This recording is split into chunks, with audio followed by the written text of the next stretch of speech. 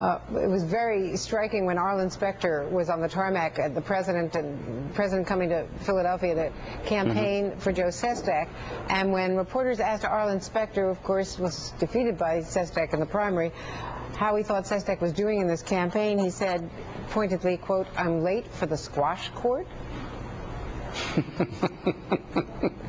Well, look, we, as you know, and I've been on with you a lot, these are tough. It's a tough climate, but we are seeing the races close as we thought we would, and we're also seeing, as the Republicans complete their primary season, they have a full-blown civil war going on in the party that is producing opportunities for us. There are races that we are going to win in November that 6 months ago we were quite certain we were going to lose. The wins and the losses, you know, they'll net out as they net out, but we're going to win races because of what the Republican Party is doing.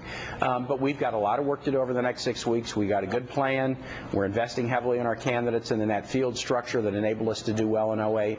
And you know, I'm upbeat and determined, and the folks who work around me every day are the same way as I am. Is Joe Sestak going to beat Pat Toomey? Because you've got races where you thought you were going to win, and now you're behind, and Sestak is certainly one of them. Well, that is definitely a race where we've got to do better. The president was in Philadelphia yesterday, both doing a couple of different events, and is going to be back in Pennsylvania more. Pennsylvania matters big to us. It's one of the states where we are most invested. We've got more work to do there in that race. But Joe Sestak, great military career, great service in Congress.